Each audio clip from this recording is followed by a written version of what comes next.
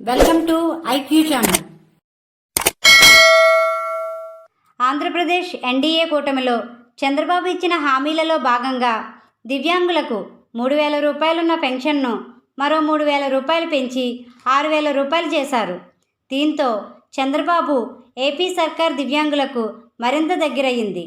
AP సర్కార్ దివ్యాంగులకు అండగా నిలబడింది. దీంతో దివ్యాంగుల్లో ఉత్సాహం, ధైర్యం నెలకొంది. 6,000 రూపాయల పెన్షన్ను ఆగస్టు 1వ తేదీన నేరుగా ఇంటికి తీసుకువచ్చి విధంగా అవకాశాలు ఉన్నాయని సమాచారం. పెండింగ్లో ఉన్న పెన్షన్లను జూలై 1వ తేదీన క్లియర్ చేయడానికి ఏపీ సర్కార్ సన్నాహాలు చేస్తుంది. పెన్షన్ల కోసం ఎవరూ కూడా కంగారు పడే అవసరం లేదు. బ్యాంక్ ఖాతాలో జమ అవ్వవు. సచివాలయం సిబ్బంది నేరుగా ఇంటికి తీసుకువచ్చి పెన్షన్లు ఇచ్చే విధంగా ఏపీ సర్కార్ ప్రయత్నాలు ముమ్మరంగా చేపడుతుంది. మా వీడియో కానీ మీకు నచ్చినట్టయితే లైక్ చేయండి, షేర్ చేయండి, కామెంట్ చేయండి. ఇలాంటి మరెన్నో వీడియోస్ కోసం మా ఛానల్ని ఇప్పుడే సబ్స్క్రైబ్ చేయండి.